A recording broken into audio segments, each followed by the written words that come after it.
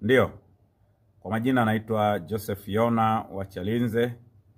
Mezani kwangu nimepokea waraka wa Mwanambali Kaona, amba ni mwenyekiti wake naomba nimtambue, ambaye anaitwa Barnabas Thomas Daniel, lakini mtambue Farajani Mnende ambaye ni katibu, lakini mtambue Pasco Mkini ambaye ni graphic designer, na mimi Joseph Yona kama public presenter wa hii Mwanambali Kaona.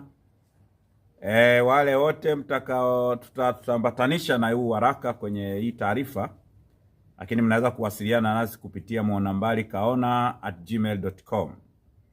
Nimepokea ushauri kwa Mheshimiwa Rais wa Jamhuri ya Muungano wa Tanzania Daktari Samia Suluhu Hassan kuhusu Tanzania kuwa kitovu cha uchumi wa Kiswahili duniani kupitia fursa ya akili mnemba.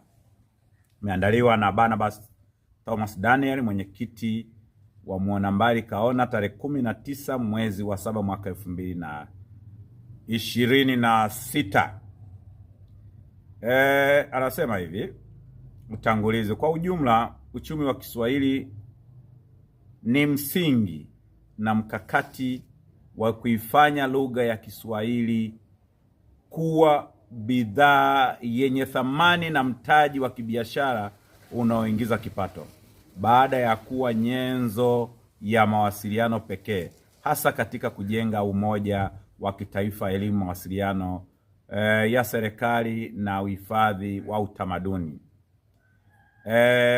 Imeendelea taarifa hii kutokana na tafiti mbalimbali za kimataifa ambazo utafiti wa Pierre Bonin mwaka 1991 Ufaransa na François Green mwaka 1994 Chuo Kikuu cha Geneva Uswisi zinaonyesha kwamba lugha inaweza kuwa rasilimali ya uchumi na chanzo cha ushindani wa kitaifa ambayo imesababisha nchi kadhaa duniani kama vile Uingereza, Ufaransa, Ujerumani, China kufanikiwa kujenga taasisi, sera na sekta muhimu zinazozalisha mapato makubwa kupitia lugha zao za ndani, mapato ya fedha za kigeni na ushindani wa kitaifa.